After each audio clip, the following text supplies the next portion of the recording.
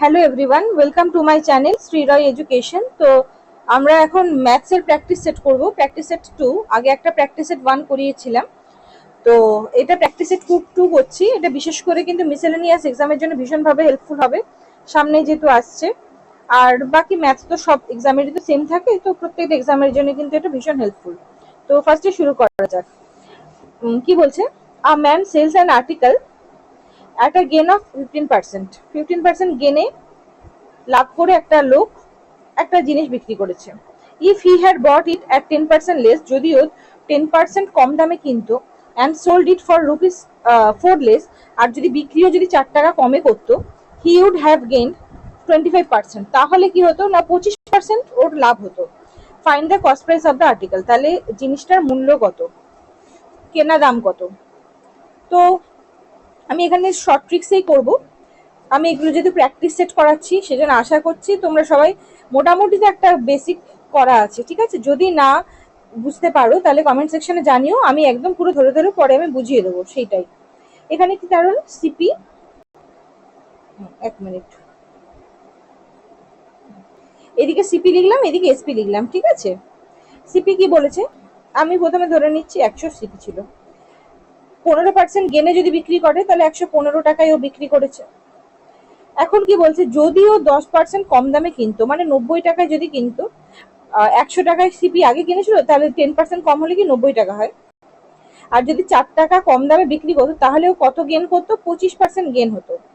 তাহলে 90 এর 25% কত হয়, সেটাই হয়ে যাবে এসপি।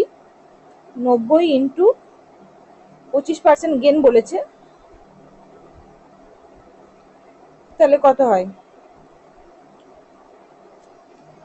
45, ওই 112.5, ঠিক আছে? এই 112.5, এটা তার মানে নতুন এসপি হলো, ঠিক আছে? এখানে কি বলছে, এইটার জন্য কি হয়েছে, 4 টাকা কম দামে বিক্রি করেছে, মানে এই ডিফারেন্সটা হচ্ছে 4 টাকা, এই ডিফারেন্সটাই হচ্ছে 4 টাকা। তো তাহলে কিন্তু অ্যাকচুয়ালি এই ডিফারেন্সটা কত, 115 মাইনাস 112.5 কত হয়, 2.5 না? এই ডিফারেন্সটা, এই ডিফারেন্সটা হচ্ছে 2.5 এর ডিফারেন্স। এই 2.5টাই হচ্ছে 4, তার মানে 2.5 এর ভ্যালুই হচ্ছে 4। একের ভ্যালু কত, 4/2.5, পয়েন্টটা তুলে দিলাম, 10 হয়ে গেল। আমাকে কি চেয়েছে কোশ্চেনে, find the cost price of the article, মানে অরিজিনাল কস্ট প্রাইস, মানে 100 দাম কত, সেটা আমাকে জানতে চেয়েছে। কি করে বার করবো, 100 দিয়ে গুণ করে দেবো, 4 ইন্টু 10 ইন্টু 100 বাই হচ্ছে 25, কাটাকুটি করে দিলাম, 160 টাকা। অরিজিনাল কস্ট প্রাইস ছিল কত, 160 টাকা। বোঝা গেছে? আচ্ছা, এবার নেক্সট আমরা চলে আসি।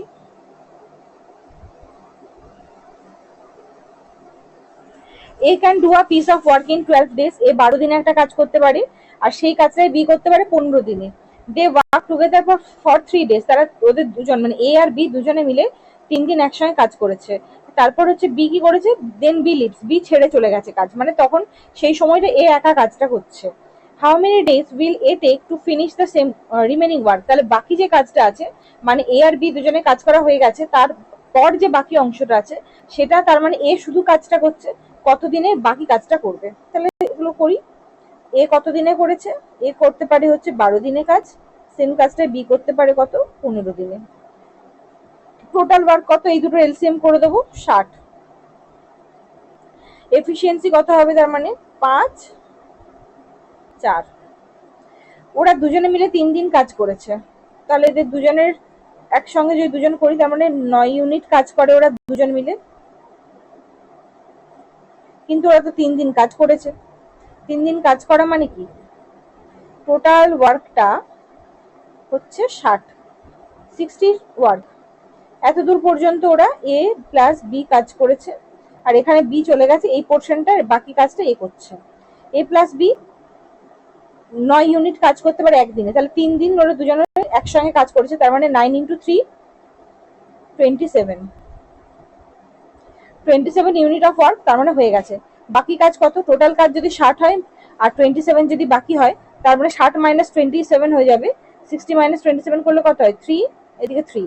সেই 33 ইউনিট অফ ওয়ার্ক করছে কে? শুধু এ করছে, কারণ বি চলে গেছিল। এর এফিসিয়েন্সি কত? 5।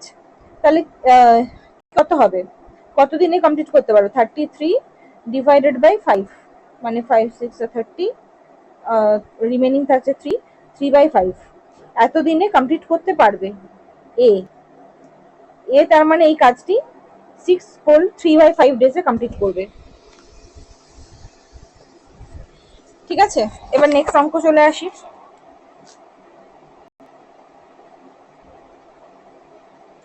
কি বলছে?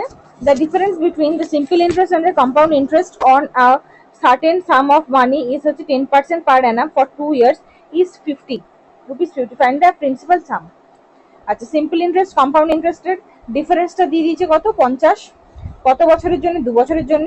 রেট অফ ইন্টারেস্ট হচ্ছে 10%। আমাকে প্রিন্সিপালটা বার করতে হবে, এটা ফর্মুলা আছে। হ্যাঁ, পি ইকুয়ালস টু 2 বছরের জন্য হলে D into 100 square by R square, এটা হচ্ছে ফর্মুলা। তো আমাকে পিটাই বার করতে বলেছে, প্রিন্সিপালটাই বার করতে বলেছে। ডি কত দিয়েছে? ডিফারেন্সটা 50, কম্পাউন্ড ইন্টারেস্ট আর সিম্পল ইন্টারেস্টের মধ্যে 100 ইন্টু 100, আর স্কোয়ার মানে হচ্ছে 10 এর স্কোয়ার মানে 100, কেটে গেল 5000। প্রিন্সিপাল তার মানে 5000। ঠিক আছে,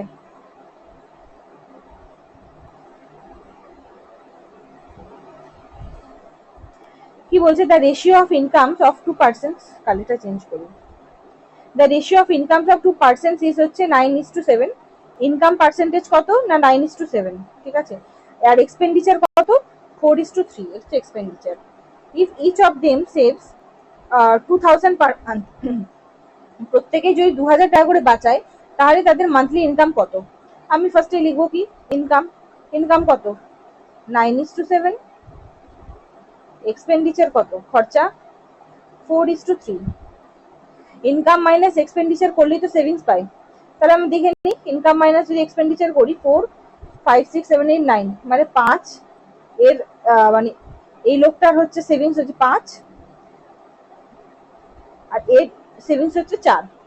কিন্তু এখানে তো তা বলেনি, দুজনের তো সেম বলেছে, ওদের সেভিংস তো সেম হওয়া দরকার।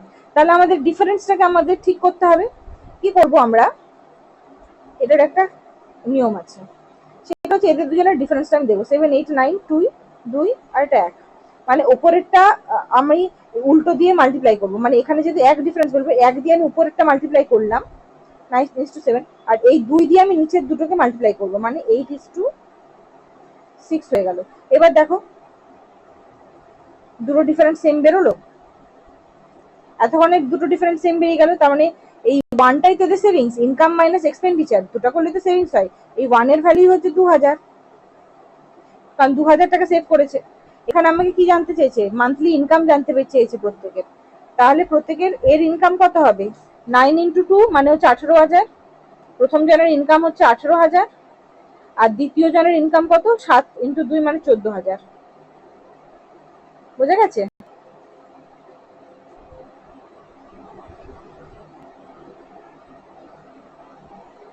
Next, a train 150 meters long passes a telegraph post in 12 seconds.